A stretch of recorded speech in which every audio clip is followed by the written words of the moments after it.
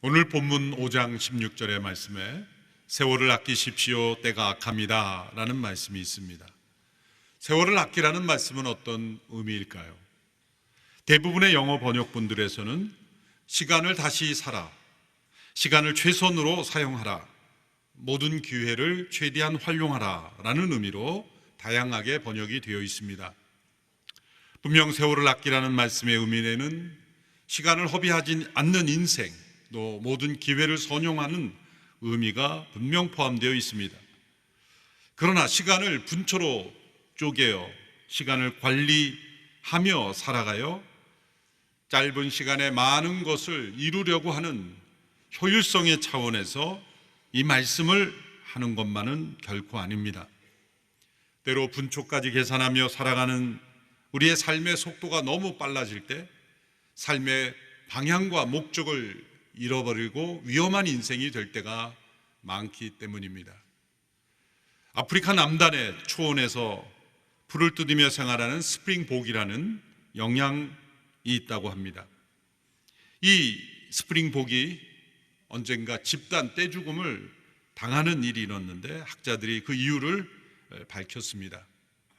이 스프링복은 수백 마리, 수천 마리 떼를 지어 다니는 특징이 있는데 그 발이 매우 빠르다고 합니다.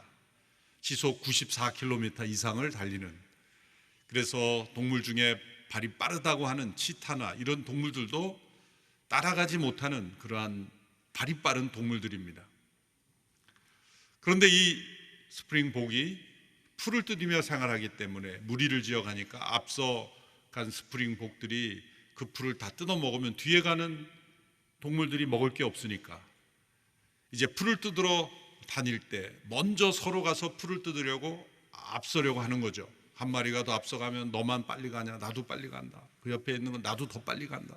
그래서 계속 더 빨리 가서 먼저 가서 풀을 뜯으려고.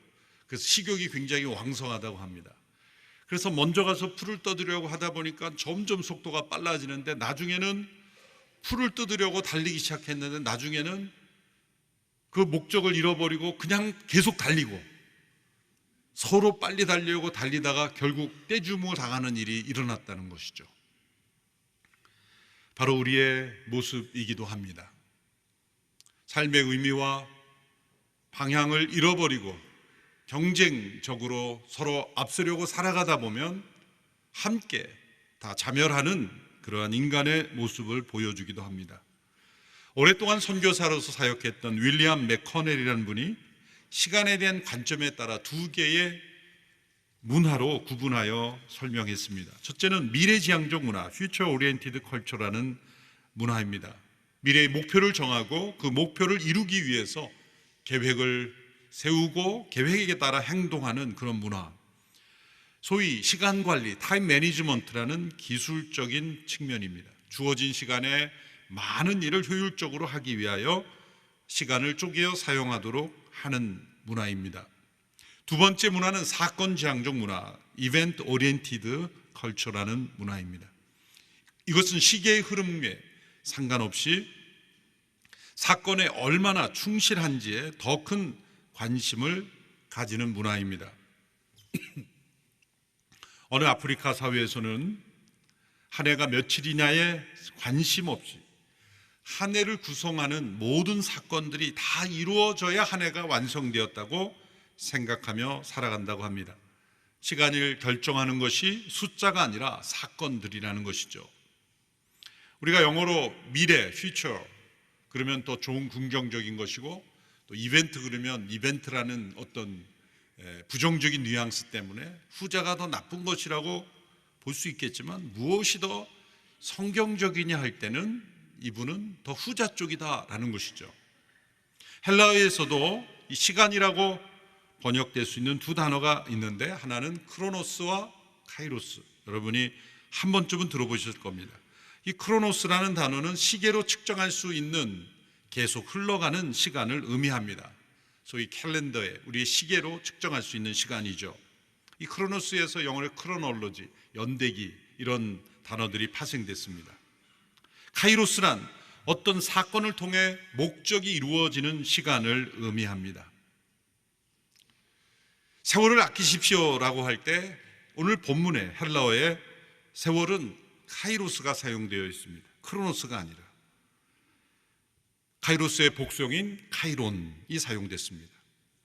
어떤 목적이 이루어지는 시간들이라는 뜻이죠.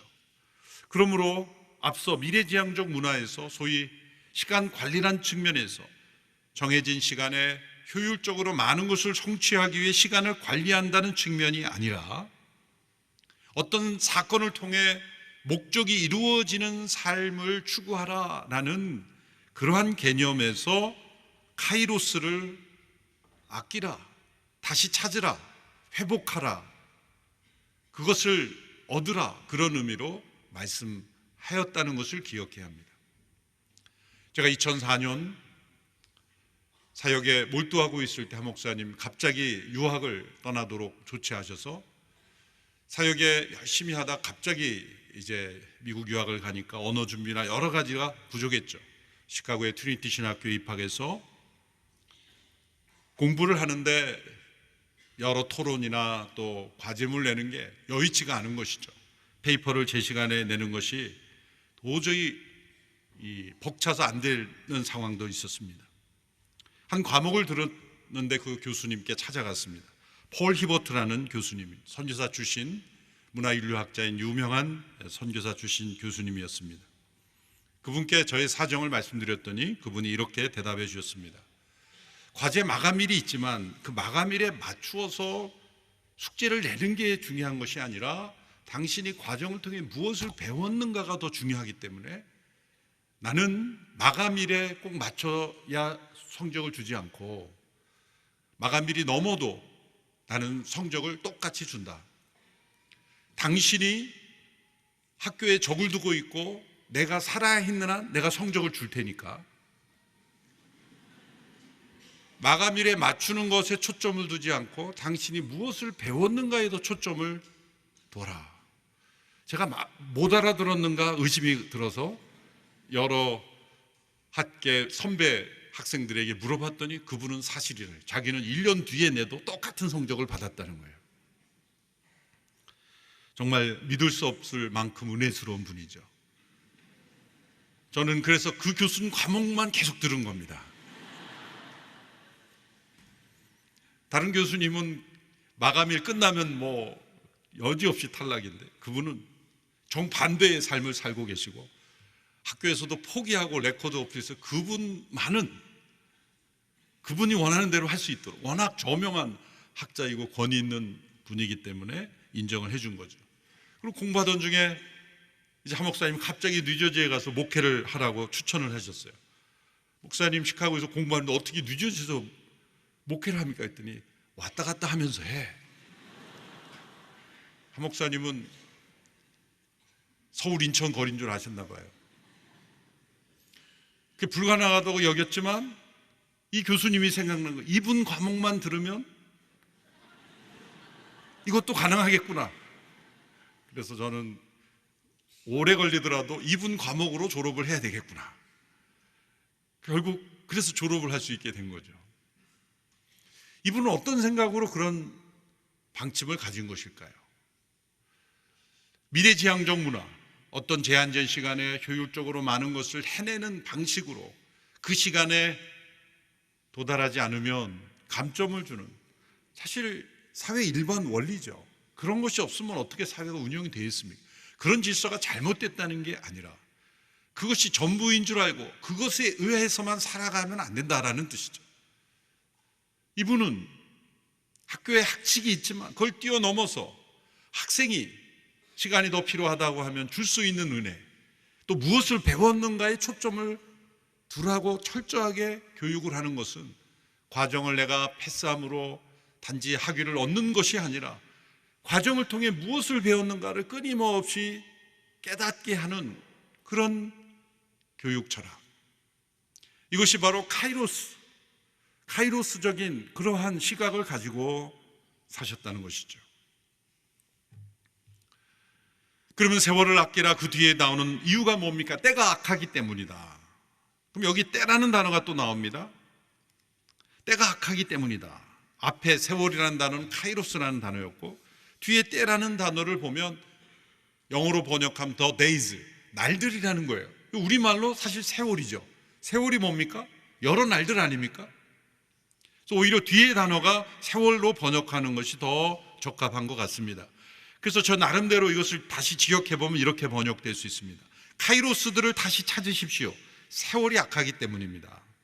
이 카이로스라는 단어가 영어건 한국말이건 딱 대비되는, 정확하게 대비되는 단어가 없기 때문에 그냥 세월이라고 번역했고, 영어에는 기회를 사라, 시간을 다시 찾으라, 이런 단어로 번역을 할 수밖에 없는 겁니다.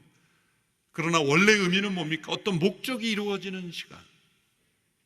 그래서 이런 단어들은 사실 그냥 우리가 우리말처럼 외래어처럼 써버리는 게 낫지 않을까. 예를 들면 성경에 아멘이라는 단어도 우리가 그냥 일상에서 쓰잖아요. 아멘이라는 단어, 뭐 로고스라는 단어. 번역이 될 수 없는 단어들은 그냥 원어를 그냥 쓰는 것도 괜찮겠다, 그런 생각을 하게 됩니다.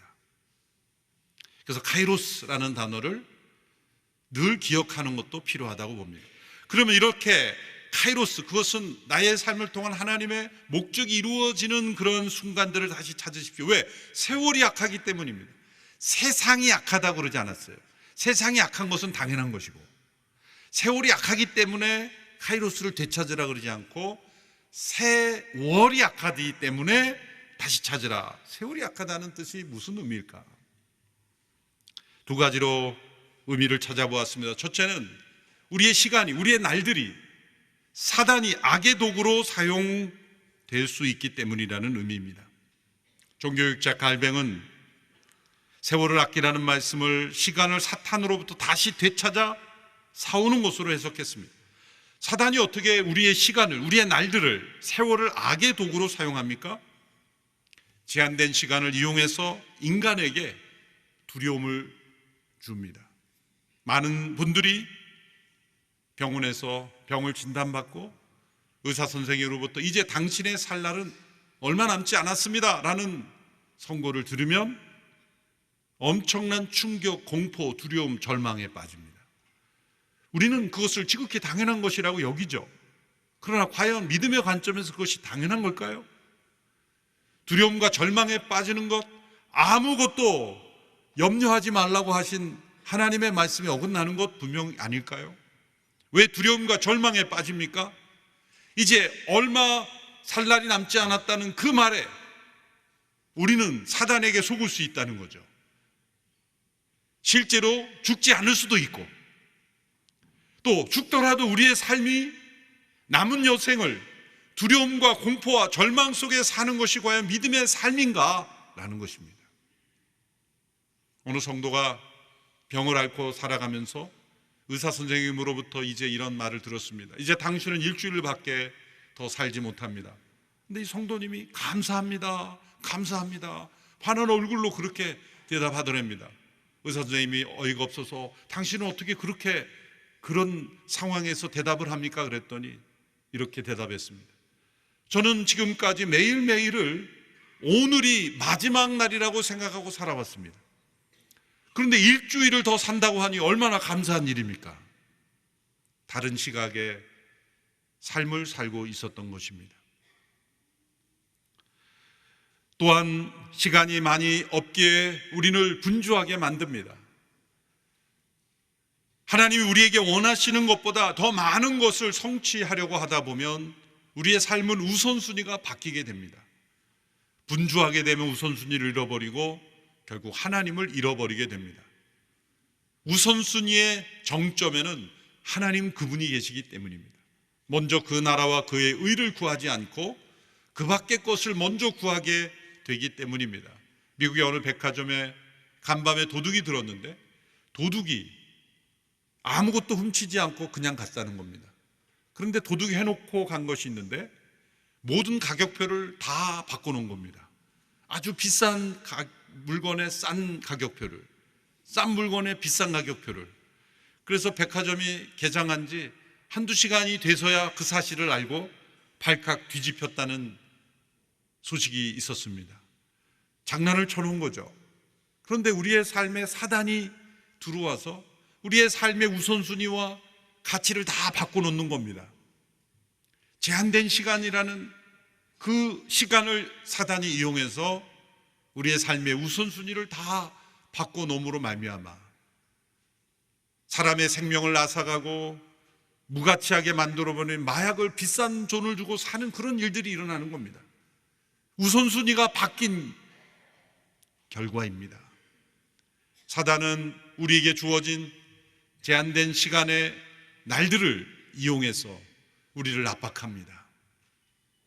사단은 그것을 두려움의 도구로, 분주함의 도구로, 공포의 도구로, 그리고 우리를 우선순위를 잃어버리게 하는 도구로 사용하는 것입니다. 둘째로 사단이 시간을 악의 도구로 사용하는 것은 영혼을 잃어버리게 만드는, 영혼을 향하게 하지 않는다는 차원에서 악의 도구로 사용될 수 있습니다. 시간은 금이다라는 말은 세월이 악하다는 대표적인 증거입니다. 어떻게 우리는 이 악한 세월에서 승리할 수 있을까? 우리의 모든 시간은 영혼을 향해 한다는 것을 잊지 않을 때입니다. 영혼을 바라볼 때 우리는 시간을 다시 살 수 있습니다. 우리는 영혼을 생각할 때 시간이 계속되는 것을 영혼이라고 생각하지만 시간과 영혼은 질적으로 차원이 다른 것입니다. 기독교 역사상 시간과 영혼을 성경적 관점에서 최초로 분류한 사람이 아우구스티누스입니다. 고백록을 쓴 사람이죠. 고백록에서 그는 자신의 죄와 허물을 고백했을 뿐만 아니라 자신이 깨달은 진리를 설명하는데 시간과 영혼이라는 챕터에서 이 둘의 차이를 분명하게 구별했습니다. 그 챕터를 한 문장으로 요약하면 이렇습니다. 시간은 항상 머물러 있지 않고 과거, 현재, 미래로 지나가는 것이다. 지금 바로 현재는 곧 과거가 되죠. 미래는 바로 현재가 되고 곧 과거가 돼요. 이렇게 시간은 흘러가는 것이고 머물러 있지 않습니다. 그러나 영혼은 항상 머물러 있는 것이며 모든 것이 동시적으로 현재이다. 영원하신 하나님은 저 오래전 과거에도 현재로 계셨고 미래 시간에도 현재로 계시는, 어제나 오늘이나 영원토록 동일하신 분, 그분이 바로 하나님이십니다. 그 하나님께서 만물을 창조하시고 공간을 창조하시고 시간의 흐름을 창조하셔서 우리를 그 시간 속에 살아가도록 하셨습니다. 언젠가 이 시간이 끝날 것입니다. 하나님의 만물을 심판하실 때가 올 것입니다. 그때 우리 모두는 영혼의 세계 속으로 돌아가는 것입니다. 전도서 3장 11절의 말씀입니다. 하나님이 모든 것을 지으시되 때를 따라 아름답게 하셨고 또 사람에게 영혼을 사모하는 마음을 주셨느니라. 그러므로 이 시간 속에 살아가는 사람들은 시간의 한계에 늘 부딪히며 영혼을 갈망하게 되어 있습니다. 사랑하는 사람에게 최고의 표현은 뭡니까? 영혼이 사랑해. 하나님을 믿지 않는 사람들도요, 누군가 돌아가시면 이제 영원한 세상에서는 복되어 있기를 바라잖아요. 그렇게 성경에서 영혼을 믿으라고 하는데 안 믿다가 누군가 돌아가시면 영혼을 얘기해요. 내재되어 있는 겁니다. 왜 애굽의 문명의 피라미드를 만들고 무덤을 그렇게 거대하게 만드는 거죠? 왜 시체를 미라로 만드는 거죠? 죽음을 보존하려는 것이 아니라 영원을 갈망하는 거예요. 시체를 썩지 않게 하면 영혼이 옵니까? 잘못된 판단이죠. 우리 인간에게는 근본적으로 영혼에 대한 갈망이 있습니다. 그것은 영혼이 존재한다는 거예요. 인간이 무엇이든 갈망하는 것은 실제가 있다는 거예요. 배고프다는 것은 먹을 음식이 있다는 거예요. 목마르다는 것은 먹을 물이 있다는 거예요. 사람들이 행복을 갈망하는 행복이 존재한다는 겁니다. 사람은 존재하지 않는 것을 갈망할 수 없어요. 영혼이 존재하지 않으면 사람들은 영혼을 갈망하지 않습니다. 그것은 영원하신 하나님이 우리를 창조하셨기 때문입니다. 우리는 시간 속에서만 살아가도록 지음받은 존재가 아니라 영원히 살도록 지음받은 존재입니다. 세상이 아무리 아름답고 평안하고 좋은 환경이 있어도 결코 만족이 없습니다. 왜? 영원으로만 만족될 수 있는 영역이 있기 때문이에요. 여러분, 세상에 가장 아름다운 풍경에 사는 사람들 가운데 우울증 환자가 가장 많은 거 아십니까? 아이러니죠.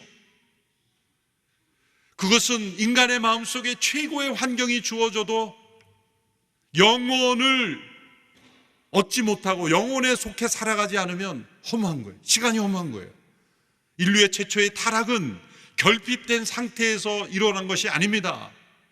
최고의 행복한 수준에서 타락이 일어난 겁니다. 시간은 영혼의 그림자요 서론일 뿐입니다. 루이스가 이런 재밌는 말을 했죠. 하늘의 아버지는 이 세상의 순례길을 우리가 가는 동안 종종 근사한 영혼에서 쉬게 해주시지만 그것을 고향집으로 오해하는 것은 원치 않으신다. 세월이 악함으로 카이로스를 되찾아야 한다는 거예요. 어떻게 그것이 가능할까요? 5장 17절의 말씀입니다. 우리 같이 읽겠습니다. 시작. 그러므로 지각 없는 사람이 되지 말고 주의 뜻이 무엇인지 분별하십시오. 주의 뜻이 무엇인지 분별하는 이유는 카이로스를 되찾기 위해서입니다. 진정한 삶은 일을 잘 많이 하는 것이 아니라 옳은 일, 주의 뜻에 합당한 일을 하는 데 있습니다. 이 크로노스와 카이로스 모두 다 하나님께 주신 선물입니다. 우리는 흘러가는 이 크로노스의 시간 안에서 주의 뜻을 분별하여 카이로스를 이루는 삶을 살아야 합니다. 우리는 시간이 부족한 것이 아닙니다. 하나님께서 원하시는 일, 뜻하시는 일만 하면 시간은 결코 부족하지 않습니다. 예수님을 보십시오. 예수님이 육신으로서의 삶은 33세였습니다. 누군가 33세에 이 생을 마감한다면 아깝다, 너무 빨리 떠났다, 안타까워하지 않겠습니까? 예수님의 인생이 그러했습니다. 그런데 예수님은 십자가상에서 뭐라고 말씀하셨습니까? 다 이루었다. 그것은 주의 하나님의 뜻을 다 이루었다는 의미이기도 하지만 여한이 없다는 말이기도 하죠. 카이로스를 붙잡고 살아가는 사람은 하나님이 나를 언제 부르셔도 하나님 다 이루었습니다 고백할 수 있는 사람입니다. 왜? 우리는 이 시간을 떠나 영혼으로 들어가는 사람들이기 때문에. 바울은 그렇게 말했죠. 나는 하루라도 빨리 이 몸을 떠나 주와 함께 있는 영혼으로 들어가는 걸 소망한다. 그러나 하나님께서 허락하신 그 카이로스를 이루기 위해서 나는 이 땅에도 존재하는 것이다. 이것이 올바른 믿음입니다. 그러면 하나님께서 우리를 언제 부르시든 여한이 없는 인생, 카이로스를 찾고 주장하는 인생은 시간의 길이에 집착하지 않습니다. 크로노스에 집착하지 않습니다. 크로노스의 시간이 얼마나 기는가에 중요한 것이 아니라 카이로스의 시간이 얼마가 되는가, 하나님은 그것으로 우리를 평가하시기 때문입니다. 제한된 시간에 얼마나 많은 것을 성취했는가로 우리의 인생을 평가하지 않고 이 크로노스의 시간에서 카이로스를 얼마나 이루었고 얼마나 영혼에 속한, 영혼과 연결된 영혼의 관점에서 합당한 삶을 살았는가로 평가받는 것입니다. 어떻게 이것이 이루어집니까? 18절의 결론, 성령의 충만한 길밖에 없다는 겁니다. 18절의 말씀 우리 같이 읽습니다. 시작. 또한 술에 취하지 마십시오. 잘못하면 방탕에 빠지기 쉽습니다. 오히려 성령으로 충만하게 되십시오. 왜 성령으로 충만해야 합니까? 카이로스의 삶을 살기 위해서는 주의 뜻을 분별해야 하며, 흘러가는 시간 속에 이 세상은 술과 같이 우리를 분별력을 잃어버리게 하고 우리를 이 세상에 취하게 하므로 사단이 시간을 통해 우리를 분주하게 하고 그리고 두렵게 하는 모든 세상에 취하게 하는 술은 그 대명사인 것입니다. 알코올만이 아니라 우리가 주의 뜻을 분별하지 못하게 하는 모든 것의 대명사가 술인 것입니다. 반대로 우리는 성령으로 충만하여 크로노스의 시간 속에 매 순간 카이로스를 분별하며 주의 뜻을 이루며 매일매일을 영혼에 속한 삶을 살 때 하나님이 우리를 이 시간에서 언제 불러 영혼으로 이끄시더라도 우리는 다 이루었습니다라고 고백하며 감사하며 우리의 삶을 마칠 수 있는 것입니다. 우리의 마지막의 순간이 두렵지 않는 인생이 되기를 축원합니다. 우리의 마지막에 나에게 더 시간이 있었으면 하는 아쉬움으로 사로잡힌 인생이 되지 않게 되기를 바랍니다. 사람은 날 때와 죽을 때가 정반대해야 된다는 말이 맞습니다. 사람은 태어날 때 다 울며 태어납니다. 그런데 주변의 많은 사람들은 기뻐하며 환호를 하죠. 그런데 그 사람이 세상을 떠날 때도 동일하다면, 본인은 죽음이 두려워 시간을 더 벌고자 엉엉 울며 두려워하며 통곡하는데 주변의 모든 사람은 박수를 치고 기뻐하며 즐거워한다면 헛된 인생을 산 인생 아니겠습니까? 정반대가 되어야 되죠. 우리는 태어날 때는 울며 태어났지만 죽을 때는 웃음으로, 한 아기가 태어나듯이 기쁨으로, 왜? 영원한 나라로 태어나는 것이기 때문에 기뻐하며 즐거워하며 우리는 이 땅을 떠날 수 있어야 돼요. 주변의 모든 사람은 그분의 떠남을 통곡하며 울며 어린아이처럼 슬퍼하는 삶, 그것이 진짜 올바른 삶을 산 것입니다. 한 해를 마감하는데 너무 죽음을 많이 얘기해서 죄송합니다만,